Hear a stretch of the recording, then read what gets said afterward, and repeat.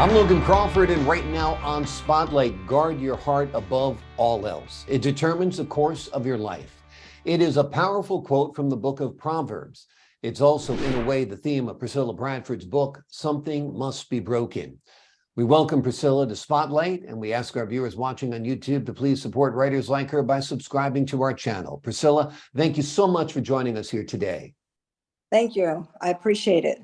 Truly enjoyed your book. There's so much discussion today about religion and spirituality, and some people use the terms interchangeably, but they really shouldn't be used interchangeably. They are actually different, right? So for the folks at home, let's explain what the difference is between being a spiritual person and a religious person. Well, the difference is religion has rules and regulations. It's man-made, actually. It's a good introduction to who God is, but it's not all of who God is. So it's a good foundation, but then you get into all these do's and don'ts and everybody's belief, and they come out with these verses that justify that, which spirituality is something you go within yourself. You realize that you are the kingdom of God inside of you, and that your relationship with God is a personal relationship that guides and takes you wherever you need to go. If you just looked inside, the spirituality part of us, if we connect to our spirit, it would drive us to where we need to be versus looking at man to tell us who God is. Do you think if we never knew about religion, we would still know about God? Yes, I do. I do, because think about the rural areas in this world who worship a higher being, a spirit. They don't know what to call it. People call it source, spirit, higher being, nature, mother nature. They know that there is something out there that has created us, without going to a church house or religion and all that. So yes, I do believe that. Okay. Where did you form your philosophy on religion and spirituality? Is this something you just came to on your own? Tell me a little bit how you came to these beliefs. Well, I was raised in the church. Well, before I was raised in the church, my dad was an alcoholic. And so he got saved when I was 6 years old. And then he became a pastor, and everything changed. Like, it was like drastically changed. You're at one side of the spectrum where everything's okay, and then all of a sudden you get into a religion and everything's not okay, and then everything changes. There's no balance. And so we went through life that way, and we believed everything we heard about religion and God and all of that. And then you find yourself, when you're an adult, struggling and still broken and figuring out, if all of this is who God is, how come I'm still feeling the way I'm feeling? There is no impact really inside of me. And so then you go through obligation. You start serving God out of obligation because you feel that you're walking on eggshells and he's waiting for you to screw up, to punish you, because that's all you hear. You hear this vengeful God throughout your life. And so I came to a point where I was just so frustrated and so discouraged that I just one day said, okay, God, I am so tired of being the way I am, broken. I need to find out who you really are. And it was like God said, if you really want to know who I am, you're going to have to forget everything that has been told to you who I am. And that was really hard, because when you're so into religion so long, when you hear other things, you just want to push them away and say, that can't be God. But yet it's talking to your soul and your spirit, and it's healing you. So I came to a point where I said, God, you have to show me who you are. And he took me to different books. And I started reading different books outside the Bible. And it just started healing my soul, healing my spirit. It made sense to me. The first time, though, when I started reading, they went to meditation, go to meditation. It helps you look in the inside.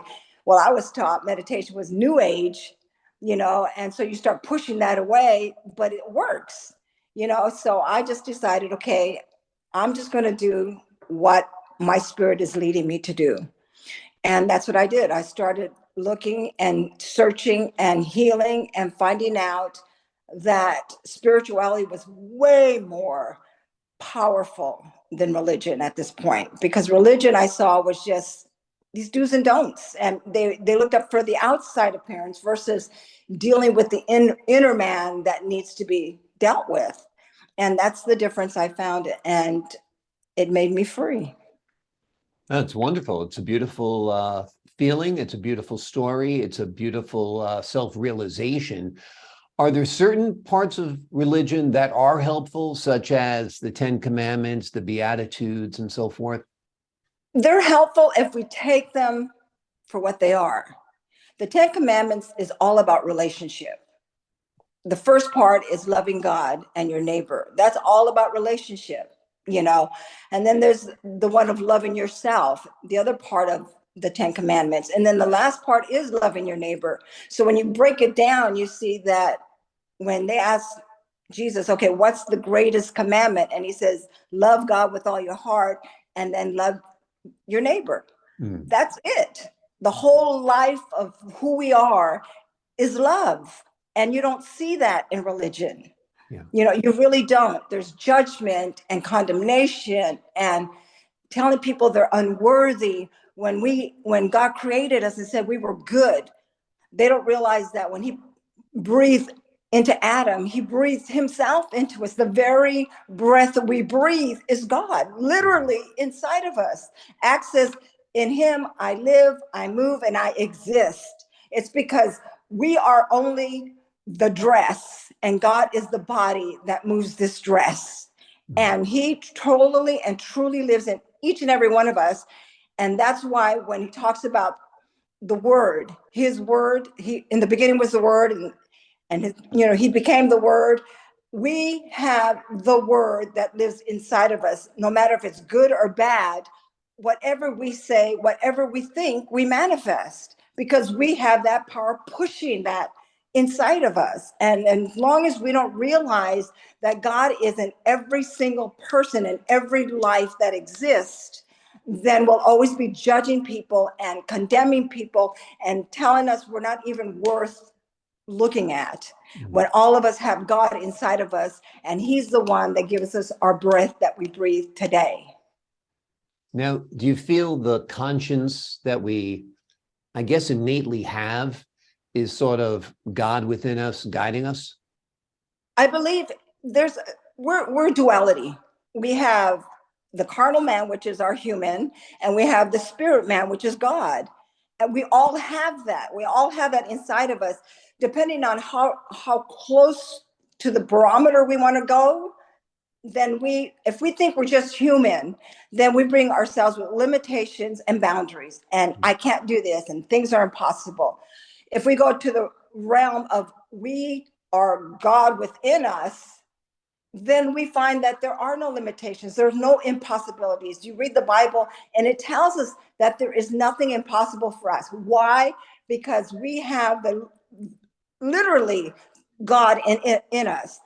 When Jesus came, he was our salvation. He showed us as a human being, if you deal with the spirit side of you, you can do anything. That's what he was showing us. He was human with God in him, and he did anything and everything. And that's what he was trying to teach us. As human beings, we can do that and even more.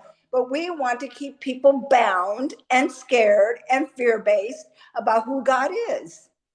You know, and that's why people are having such a hard time now, because we hold on to religion so tightly that we don't want to hear anything else. And when you say you're the visible image of the invisible God, which we are, then people start, oh my God, that can't be true. But it is, because everything we think, everything we say, everything we literally believe, we manifest in our life. And while you don't believe in formalized religion, that you feel there's too many rules and regulations and there's too many divisions between other religions, you do believe in the Bible, and you do believe that it is indeed revelation.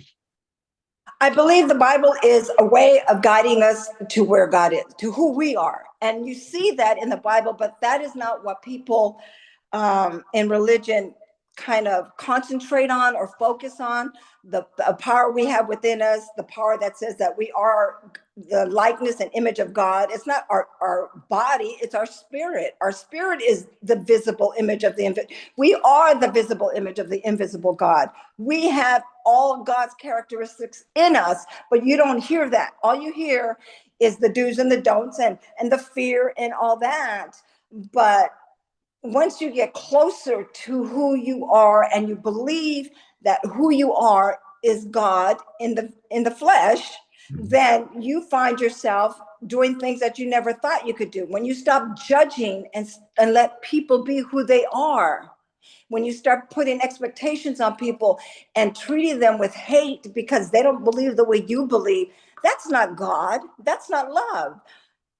So it's amazing that all religion really is based on God. And then from there, it changes. It becomes something else.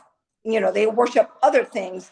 And if we would just stick to who he is and who we are, who he made us to be, then life would be way better than what it is today. Well, that's a beautiful thought and a beautiful feeling and a beautiful philosophy for sure. For the folks at home, explain to them what you mean by something must be broken. Something must be broken is regarding religion. If religion has such an impact or so important part of our life, then why hasn't it not defined who we are? All we hear is this God of vengeance, this God of who this is and how he thinks and what he needs. And there's something broken if we cannot be free from the life we've lived before. And if we cannot be free and understanding that the power we have inside of us can bring us to greatness and help others, the love that we have inside, then it's broken. It's broken if you just keep people narrow-minded and not letting them know who they really, really are, and letting, we listen to people speak about God. We listen to them and the rules that they bring and their traditions and everything else. But no one talks about the inside. No one talks about healing. No one talks about this is the way you become healed. And this is the way, the power you have. You're not this unworthy person that you hear people say, oh, you're unworthy by the grace of God now, No, God made us good.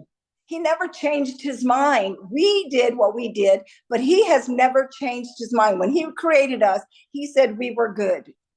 We were the ones that started saying we were not good. Even in Psalms 139, when he talks about how he are in mysterious ways, how he created us and he had everything already set for us. He always talks about us being good and perfect and complete. And he restored us back to that when Jesus came and died on the cross. He restored us to the beginning of when Adam had that communication with him, that relationship with him. And we don't hear that. We keep saying that, you come into this world sinner. No, you don't. Jesus changed all of that. He changed it.